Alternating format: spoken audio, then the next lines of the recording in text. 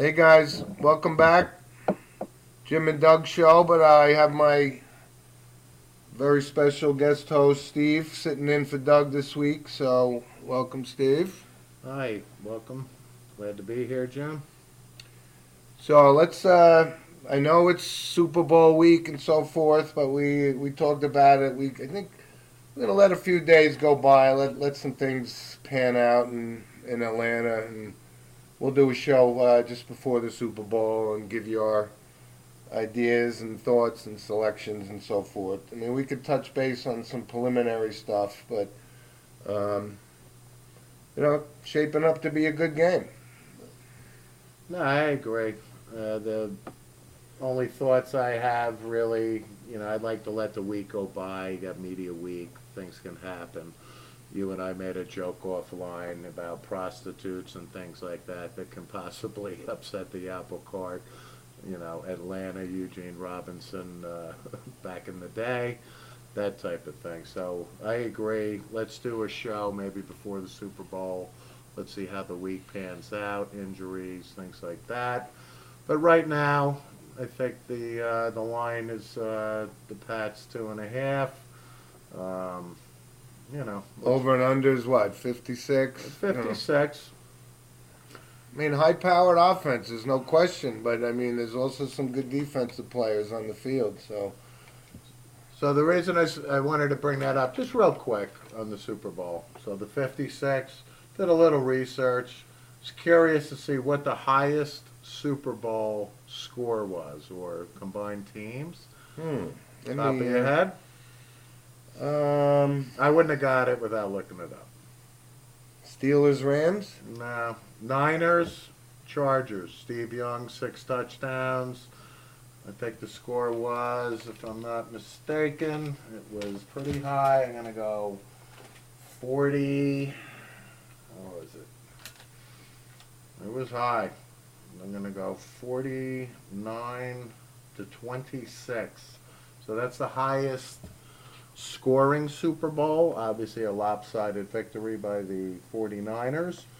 But the fact that it's in a dome, do you think, just throwing that out there, even for our listeners, what you think, do you think this will be a defensive thing, or do you think this, because of the dome, do you think it could possibly be a 30-something game? Just throwing that out there. Yeah, and that's fair to even think about it ahead of time because, like I said, they're both pretty good defenses. Obviously, you got really potent offenses and so forth. I think it could be a high scoring game because I think there's going to be some. Belichick's going to bring some creativity in, and I think one of the things you got to look out for is some of these trick plays, and I think the New England has the advantage, and I think we've seen it before. Edelman, former quarterback in college and so forth, and he could throw the football, Right. and you throw it to him on going out to the right, and he throws it back to White on the side. I'm not going to be shocked if we see one of those score a touchdown. But if I had to say right off the top of my head, I'm going to say I think the defense will keep it under that 56. If I had to say. Okay. And then we're gonna have a show. I'm gonna go unequivocally right now over 56. All right. Just my gut. And the reason, back to the dome. I think it's indoors. I think the dome factors in the turf, the whole thing. Great athletes on both sides. Yep. Like I said, I'm not going to be blown away if that's what it is. But we'll see. We'll talk about that when we move forward with our show this coming week. So, a couple other things. Let's touch base on some other sports. Couple of things, a couple of big things at the Australian Open, for our tennis fans out there. It's one of the majors. It's great. It's a lot of people don't watch it because the live things are on in the middle of the night. It's 3:30 in the morning, 5 o'clock in the morning. So it's kind of like the Ryder Cup was. So a lot of people didn't watch it live, but it was great. And let's touch base real quick on the men's side. And like I said, I think Nadal, and I've always been a Nadal fan. But this guy Djokovic, I mean, he is just a machine. I mean, he looks. We think of him as Nadal and Federer and Djokovic as the old timers in here. And I think we're seeing that with Federer, and I think Nadal's been susceptible to some injuries over the past few years and so forth. And I know that Djokovic had a back issue, but he's healthy, and I think he's almost impossible to beat. I'm not surprised he beat up Nadal because I don't think Nadal is that healthy. I think he's had a lot of injuries, and it's starting to take its toll. Right. I believe I called you yesterday after the final to say Djokovic kicked the crap out of your boy Rafi, who I know you're a big fan of, and Rafi obviously is one of the all-time greats. No question. So when I look at Djokovic, I think of Ivan Lendl. I think of him as the prototype of what we saw Ivan Lendl look like when he came on the scene. But Lendl did not come anywhere near of the production of what Djokovic has done. Djokovic, I think, just signed 15, tied Sampras, all-time Majors. Nadal and Roger are 17. I think I'm going to say Federer's got more than Nadal. I mean, I'm going to say they're both, say, 17, 18. Right? Djokovic is 31 years old. He's on this run. I saw another stat. He's won, I think, the Grand Slam. I mean, Laver obviously did it twice, and there's a guy escaping my name way back when, one of the tennis icons' names. Well, I mean, Djokovic broke the Australian record open with his seventh. And I think the guy you're thinking of was a guy named Emerson. Had 7 Australian Opens. Yeah, it might have been 6. Roy Emerson. Right? Yeah. So the fact that he's 31 years old, he's healthy, there's no reason to believe that he is not going to have 20 major championships when it's all said and done, and on the conservative side. And I think what's so impressive about how dominant he's become over the past couple of years, the men's side's got a lot of young up and coming kids that are, some of these kids are 6'7", 6'8". I mean, they serve the ball 140 miles an hour, and they still can't compete with him. So, Right. I think we touched base on this a little while back about, how wide open the men's division is, and but the talent level, these young kids coming up, and Djokovic still winning. I mean, Is there anybody in particular on the young kids coming up that stands out in your mind? yeah, I'm drawing a blank here on their names because some of them are hard to even pronounce. I mean, this guy Tsongas, right? Or is that his name? He's a Paul big Saunders. dude.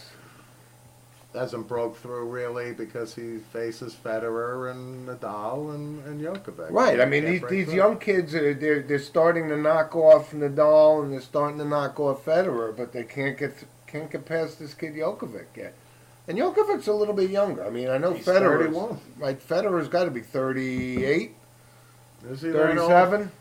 I would venture, I'll go 36, but you could be right. I think he's up there. And Nadal's 33. It's just the wear and tear. These guys have been on the scene now for 20 years. They've been solid pros, Hall of Famers, all-time greats. And I'm not saying that Federer or Nadal doesn't have a shot at Wimbledon or the U.S. Open, but like I said, I think the number one player in tennis is clearly down. Djokovic. No question And about I it. really think he may win all 4 this year. I do. If he stays healthy. If he stays healthy. And he's got all the skill set, and he's a big dude, and he can hit the crap out of the tennis ball. And he kicked the crap out of Nadal. And Nadal's credit, who's a absolute consummate professional. Yes, What did he say afterwards? What did he say? What am I going to do? This guy played great. He kicked my butt, and he moves on. Yep. So Yep. now on the women's side, there's a new up-and-comer. This Japanese Oksana, or is that her name? Naomi Osaka. Oh, Osaka. Osaka. And I got to tell you, I couldn't be more happy for a women's tennis player to show up and win a major. Back to backs now. She won the Open. I saw that. But I think a lot of people dismissed the whole Serena incident and didn't give her the credit she was due. But wow, she came on. She's now the number one women player in the world, and she earned it. And she's a real classy kid and so forth. I couldn't have been happier for her. No, absolutely. I mean, to be honest, again, the woman that she faced in the final, I think is Czechoslovakian. Kidakova or something, right? But I yeah. need to do more homework on the women's side, for my days of Martina and Chrissy and back in the day.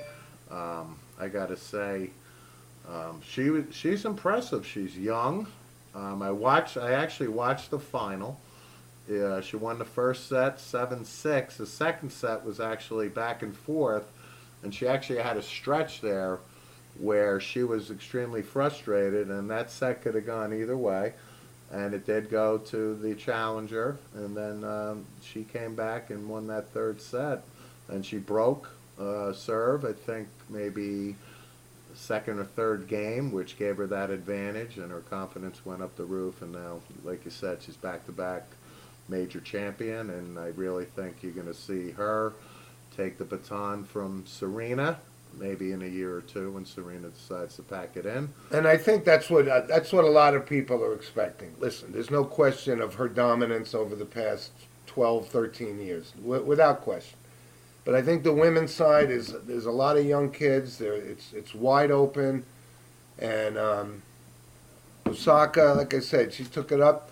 Not saying I'm not running Serena out of town, but she's getting there. She's up there now too. She's 36, closing in on 37 if she's not there already. Well, what does she really have to play for now, Serena? She just had her baby, right? She is considered, I would think she's probably considered the all-time best women's tennis player. I don't think there's any question about it. And it pains me to say it, being, we grew up with Chris Everett and Martina. and we saw Billie Jean King and all that stuff. But let's be real, she is the greatest women's tennis player we've seen. But she's got, what does she have to play for? I think she has a burning desire that she wants to go out on top. And I don't think her winning another major is out of the question at all. I actually would predict it. In fact, I would predict her winning the U.S. Open and then maybe packing it in after that. How old is she now? 37?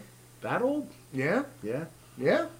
Okay. And her sister's a couple of years older, so I mean she's waning out. I mean they have no problem getting through the first couple of rounds and so forth, but the women's side is wide open. But I'm going to say again, I'm very happy for Naomi that she won that and won it in grand fashion and so forth, and beat a tough, Kidakova has been tough. She's one of the dominant players on that thing too. She's got a couple majors. She had some injuries and she battled her way back and she got to the final. And you're not going to hear, you'll definitely hear more from her going forward as well. Yeah. So tennis was great. Watching the majors and the Australian Open, like I said, from a timing perspective, a lot of people don't get a chance to watch it live, but it's just as exciting, I think, as any other majors, no question. So let's touch base. Like I said, I know, quote unquote, the golf season kicked off with the Sony Open out in Honolulu about a month ago. But I think this is the first side. This is the first tournament. It's the Farmers now out in Torrey Pines. It was kind of the first national televised thing in prime time, and it's Tiger's Sunday back. afternoon. All the big boys are back. I agree. This is probably the first tournament of the year to get ready for the Masters. And there was a lot of fanfare with Tiger Woods coming out. No question, coming back. And hey, listen, the guy's healthy. Let's not dismiss his chances, but it really showed, and he kind of ran covered coast to coast. Was Justin Rose. Finished as Player of the Year last year, won the FedEx Cup, and started right off again. Hey, he's the number one ranked golfer in the world, Justin Rose. what can I say? This guy is a great golfer. He is under the radar, so to speak. You know he's a top 10 player. He's not American, so I think that factors in for us and for our audience, so to speak. From the Phil guys to the Jordans to the, you know, Patrick Reed, that type of thing. But Justin Rose just consistently is a great golfer, Yeah. major champion, world ranked #1, and here he comes out of the gate, and what was he, 22 under, I Yeah. think, Yep. and wins. And He's actually going to break Nick Faldo's record for Nick, nine PGA Tour victories and so forth. And I was pretty classy of Faldo. Nance asked him, how do you feel about that? He goes, hey, tear it up. Go ahead. I got no problem with it.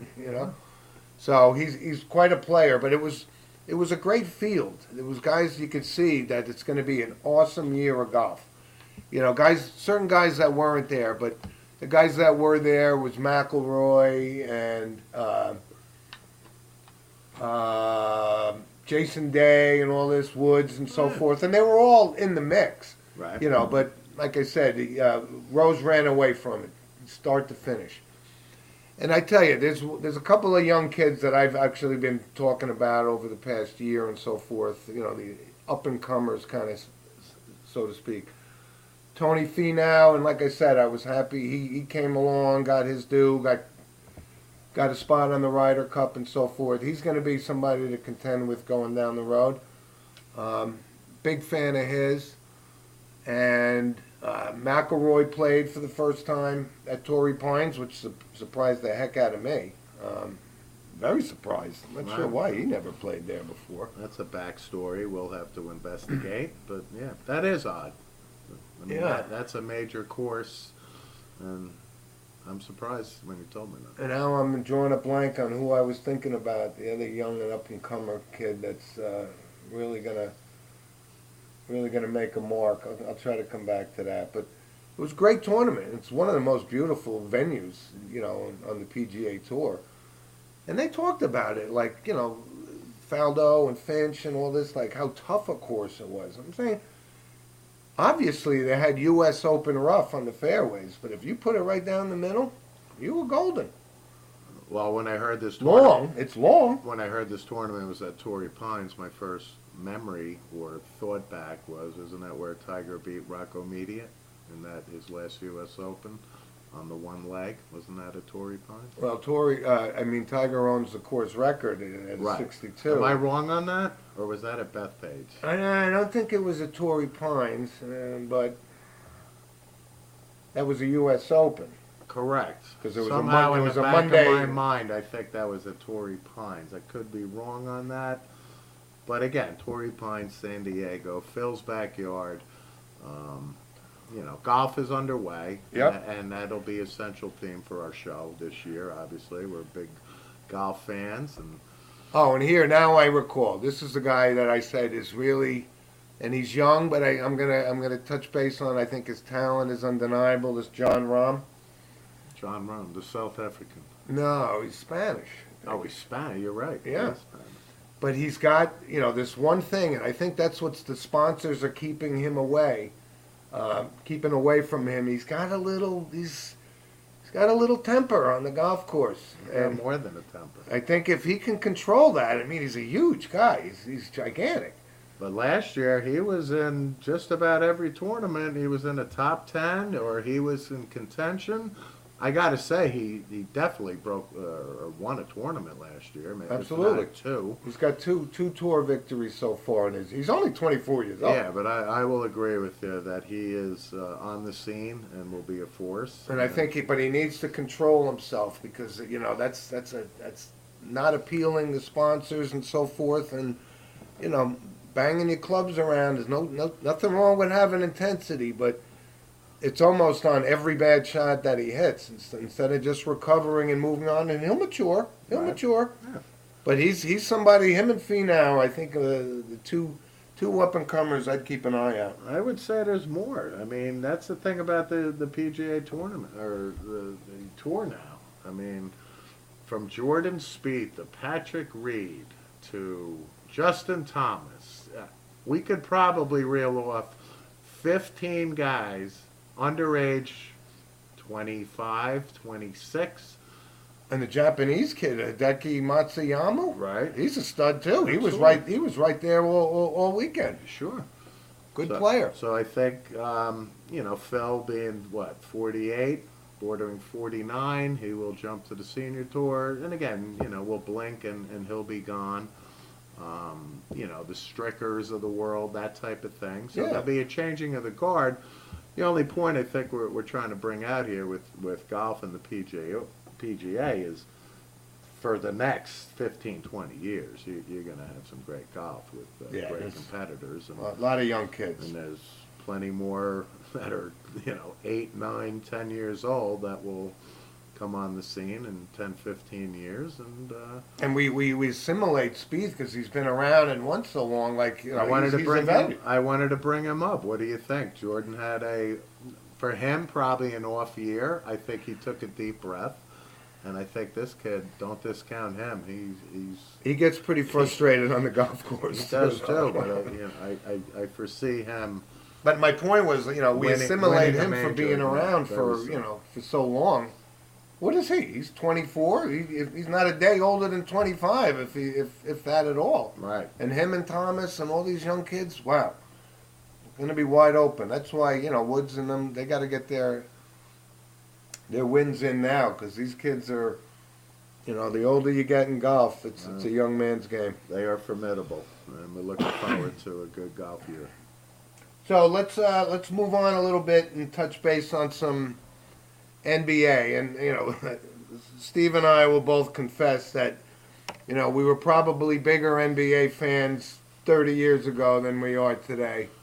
It's just a different game. I mean, I prefer college basketball and so forth, but when you look at what's going on in the NBA, a couple points I wanted to touch base on. Yeah, there's no question. I think this guy Harden, who's lighting it up and so forth, but he's putting up the numbers and he's good. The night he scored 61 against the Knicks in Madison Square Garden, he was 5 for 26 or something from three-point range, and less than 50% from the field. So you put up 100 shots a game. How are you not going to score 61 points? I think it's more impressive when Kobe scored 68 in Madison Square Garden. If you look at his shooting percentage in that game was significantly higher. Not dismissing Harden, he could light it up and shoot it, and he's the only player they have now. Paul's back now, but Houston's not going to go anywhere in the playoffs, no matter how hot. Here are my observations on James Harden. Obviously, the guy is a top-notch scorer. Yeah. I am watching this as a basketball ex-player, like we talked about 30, 40 years ago when we watched the NBA. What do I think of? You and I grew up. We're old enough to remember the 70, 73 New York Knicks. Yep. And what was the essence of that team? Passing, right?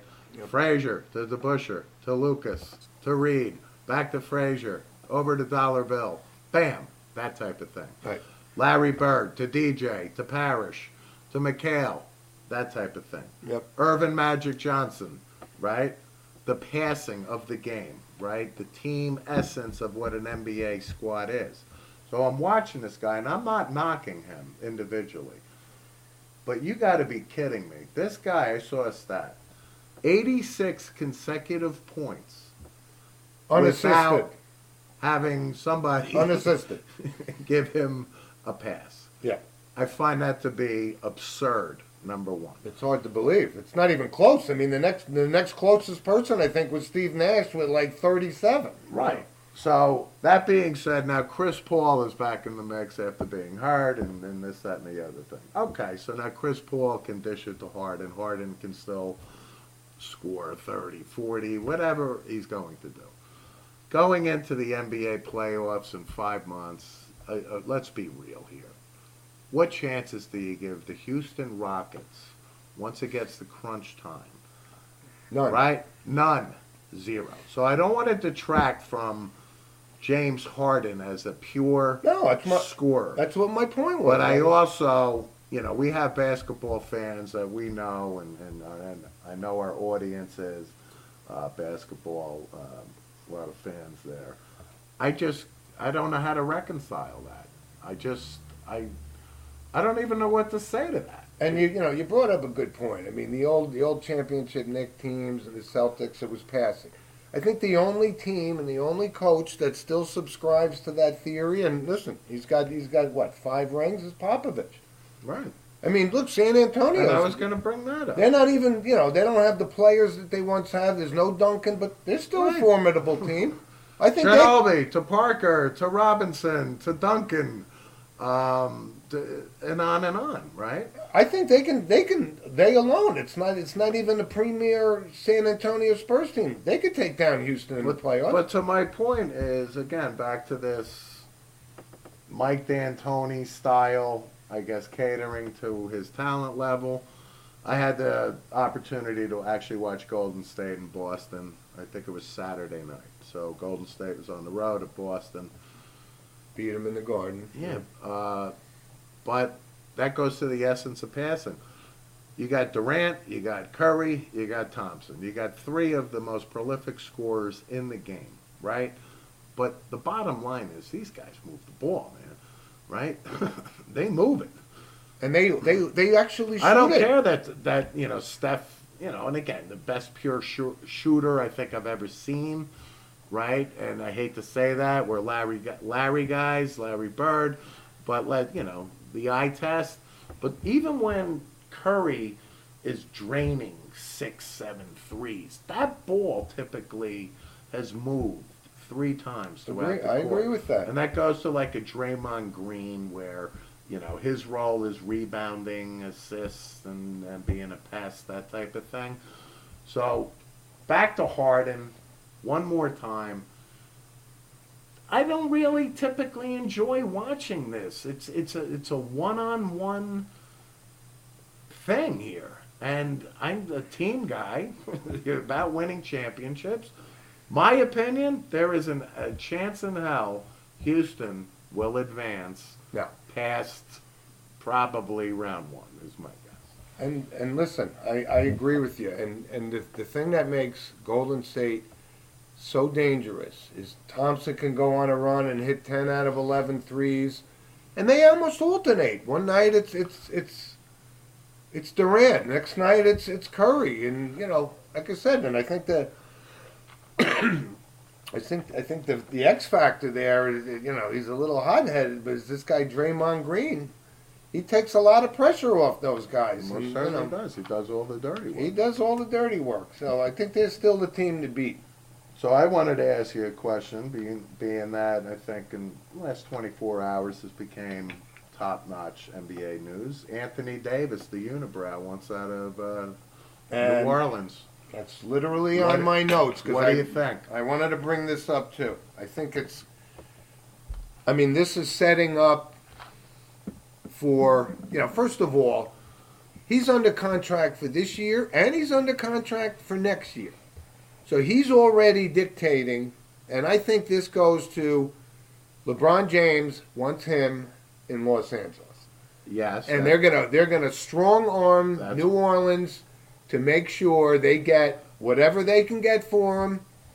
Give him Ball, give him all those other has-beens, but I think with James and Davis, they could make a run at it. And I think that's what's happening, and it drives me crazy that we're even talking about a guy under contract for the next 2 years saying, I want to trade and I want it now. We saw this with this Butler guy. I mean, who the hell is Jimmy Butler to say? He's not Anthony Davis, Jimmy Butler, I could tell you that. Right.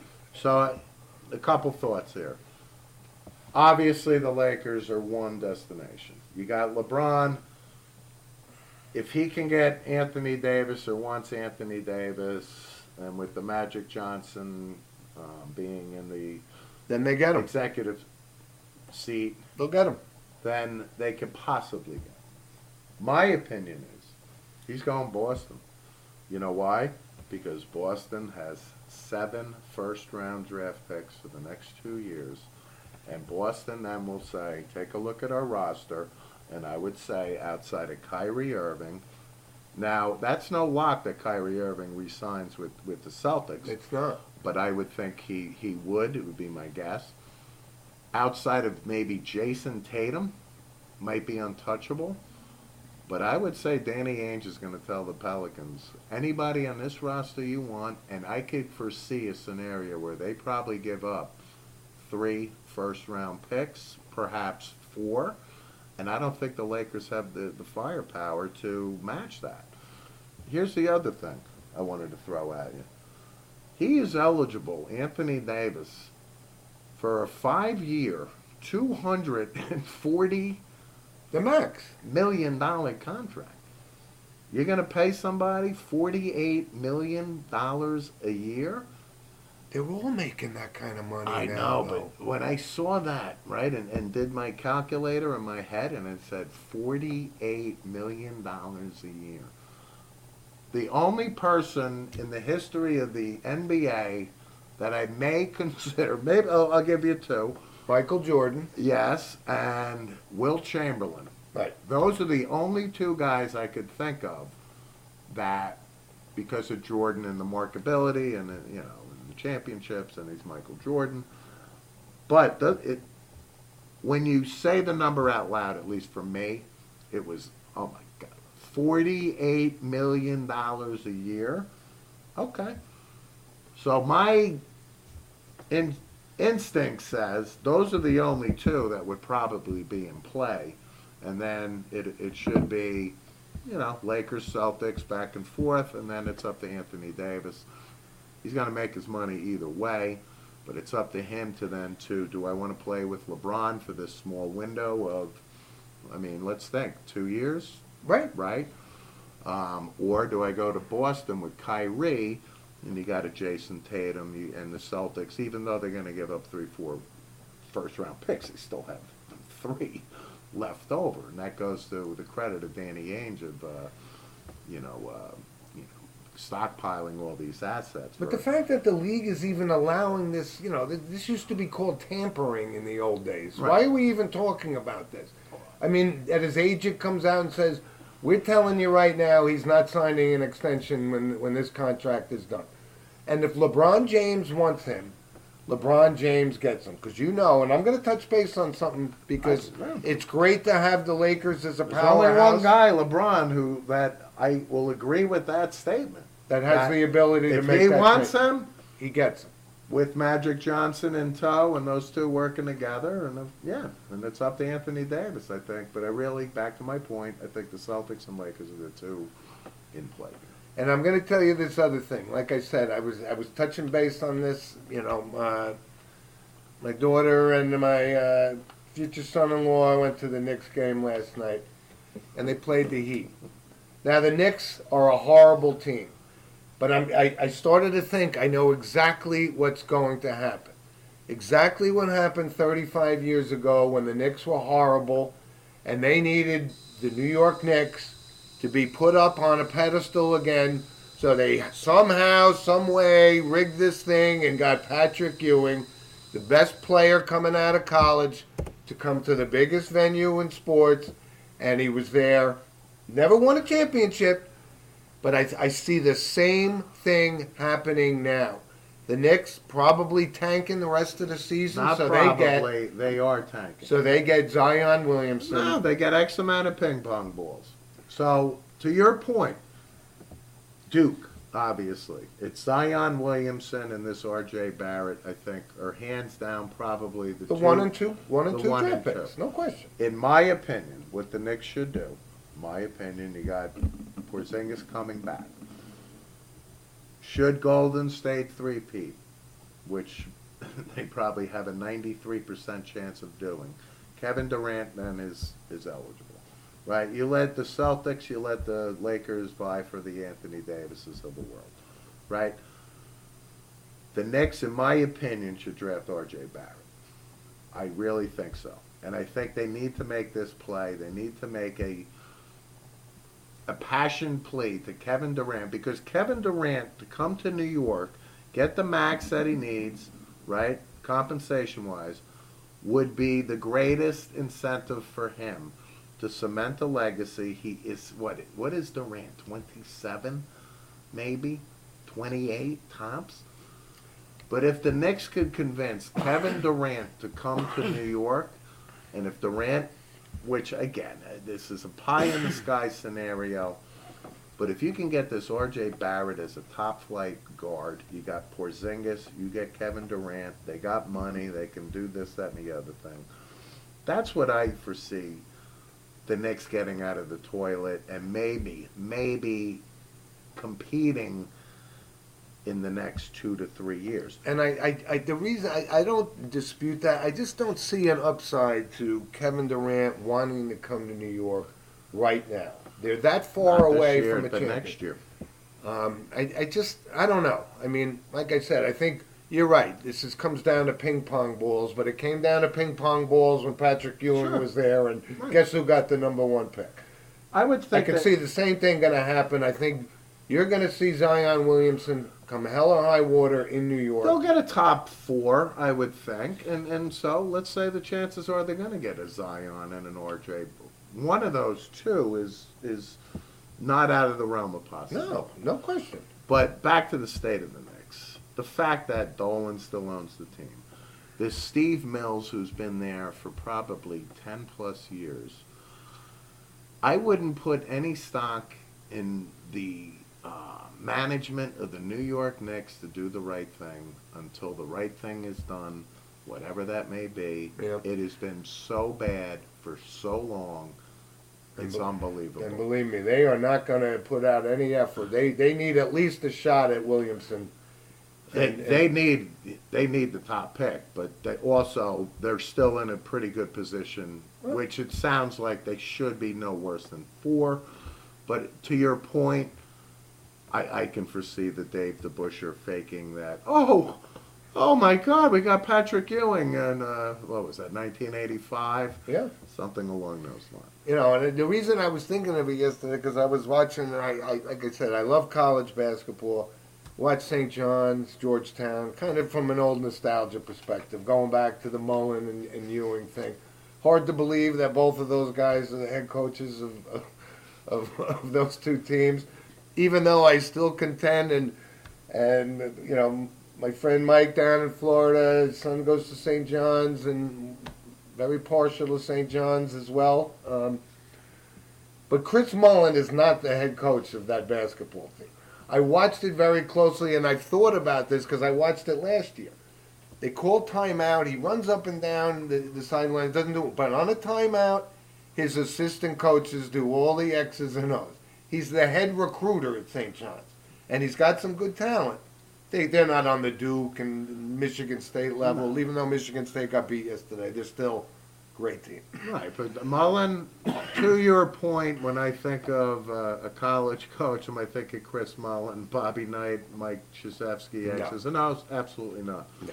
To his credit, as much as they were in the toilet, St. John's in the Mike Jarvis years, to the Mahoney years, to Of course. whoever the last numbnuts was, right? Mullen, for the past 3 years, has actually recruited well. Exactly. So- That's his niche. And where's St. John's now? They have a winning record. They're competing, right? I think they beat Georgetown maybe a month ago. Right. Georgetown came back, won obviously yesterday. Yep. So I can see St. John's cusp, bubble, probably not going to get the tournament bid. They'll, probably get whacked in the Big East. So they make an NIT. Let's say he has another recruiting class, perhaps. But also he's Chris Mullen. How long do you think Chris Mullen's going to sit in that seat, being an NBA Hall of Famer and being Chris Mullen, right? So he's going to pass that baton to somebody. He'll put the program in a better position, which he has. Yeah. And we'll see if St. John's can sustain going. And listen, like I said, we're just a little biased with St. John's We're because our biased. nephew went there, and like I said, they're a Vincentian school like Niagara is, and so forth. So, but clearly the best teams are still the same usual suspects. And I will say one thing in closing on college. I mean, no question the talent that Duke has and so forth. Tennessee and Michigan State. I think Izzo is one of the all-time great coaches. Yeah. I think you agree with that I too. do too. And I'm still actually coming to grips with Tennessee is the #1 team in the nation. I know, but Correct. how about this though? This Tony Bennett in Virginia, Yeah. he could be the next Krzyzewski kind of type coach. He's got these guys. He's had a great 3 to 4. Maybe I think he's been there probably 5 years. He's had his record. It's not in front of us, but I could tell you his winning percentage is off the charts. Oh, he's put that team back on the map. But he needs Virginia. I don't believe Virginia's won a national championship. I think I saw something. And we go back to the Ralph Sampson, Jeff Lamp days. Lee Raker. The Lee Rakers, right? Right. That type of thing where they had their, obviously, Terry Holland, Coach Holland. They made the Final Four, I know for sure. Didn't win a national title. But listen, Virginia, to their defense, they're also playing in the ACC against North Carolina and Duke and this, that, and the other thing.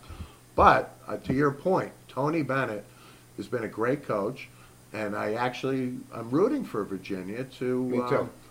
And I think were they a #1 seed last year? I think in the tournament. Could be. And I foresee them possibly another #1 seed. I think they may have made the Sweet 16 last year and then got upset. But I think your point is keep Virginia on your radar. That Virginia is I really like this guy, Tony Bennett. really a solid program. They're getting great recruits, and don't be surprised if Virginia doesn't actually win one. And I actually had somebody had to remind me yesterday. My friend Kenny actually remembered Tony Bennett was on the Green Bay, Wisconsin team when they were a 16 seed or a 15 seed and won their opening round in the tournament. Tony Bennett was a player on the team. I think you're right. So, yeah.